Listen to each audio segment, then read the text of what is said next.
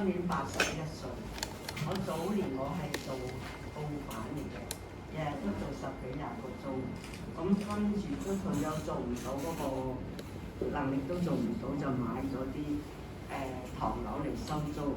咁有啲係人哋買嗰陣時間落嘅，有啲就係我自己賺嘅，有兩三個，我係靠嗰啲嚟做生活。咁但係尾後咧又話會整獨立雕啦，咁獨立水雕我又照去做咗。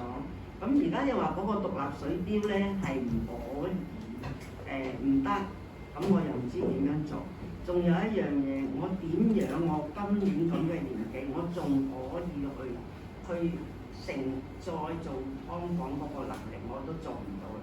咁我唯一就係拆緊啲佢，拆咗佢做還原，俾人哋一間屋租。我啲租係好平嘅，有啲租客住咗10幾20年，有啲係唔結婚。嗰啲租客見到我，佢話死得啦，老闆娘，我點算啊咁？我話冇辦法啦。我而家老實講，我有啲租客我都唔敢同佢簽租約。你話我應該要點做？一間屋租我好少錢，啲人喺度住咗10年8年，我有一個喺度住咗20年。其實佢喺度講緊，我都有真係有啲好多租客我都唔捨得，有啲攞到年中屋，翻過年仲蒸糕啊，過時整啲嘢俾我食嘅。我同啲租客個關係真係好好。咁你話我都唔知點講，我而家都自己都冇能力去收租，係地產幫我收嘅啫。七除八拆唔係得翻好多錢，咁又要交稅又要食，咁我一個大維修，唔好話屋維修，一個大維修10幾萬，個天棚漏水漏到咧好緊要，但係啲租客都照喺嗰度住，我都唔識得講。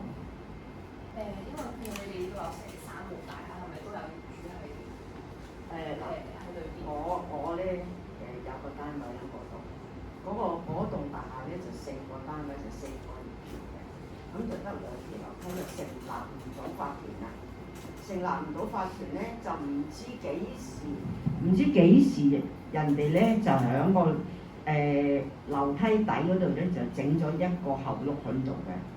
咁整咗一個後碌咧，我咧就啱啱係呢個月咧就收到法庭有一封信，就要上話年檢啊，做年檢。咁我就問嗰啲街坊，喂，你哋有冇收到呢封信啊？30幾個人，得我同其中一個人收到呢一張告票。咁你話有冇法團？你整咗一個後碌，唔知幾時整落㗎？嗰個後碌而家人哋都揾塊板遮住咗啦。咁我已經係一個被告嘅人，我覺得好冤枉啊！